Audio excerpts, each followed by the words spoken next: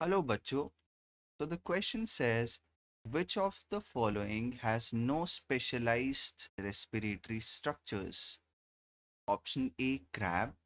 Option B, earthworm. Option C, salmon. And option D, ants. तो basically हमें question में बताना है कि किसके पास कोई स्पेशलाइज्ड रेस्पिरेटरी सिस्टम नहीं है, कोई एक स्ट्रक्चर जो सिर्फ रेस्पिरेशन करने के लिए बना हो, वो किसमें नहीं है.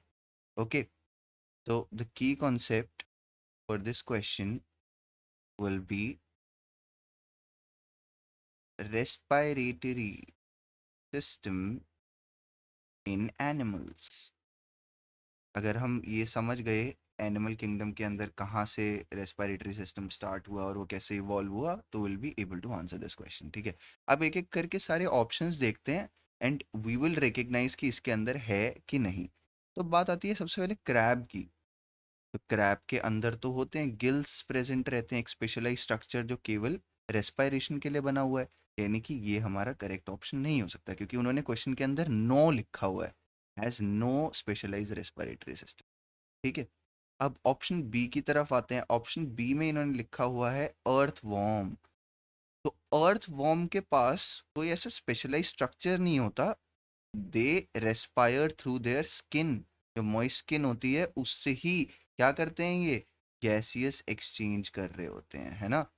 यानी कि जो हमारा सही आंसर है वो क्या हो गया, बी ही हो गया, क्योंकि बी पे यानी अर्थवॉर्म के पास कोई भी स्पेशलाइज्ड स्ट्रक्चर नहीं है रेस्पिरेशन के लिए. They just respire through their moist skin. एक बार सी और डी को भी देख लेते हैं. सी दिया हुआ है साल्मोन. साल्मोन ऑब्वियसली बात है, इसके पास भी गिल्स होते हैं, गिल्स से गैसियस एक्सचेंज होता है.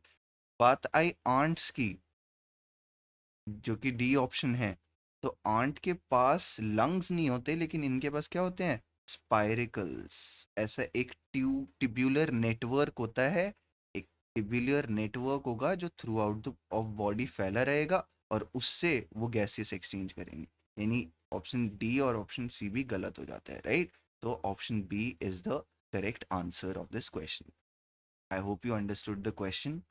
Thank you.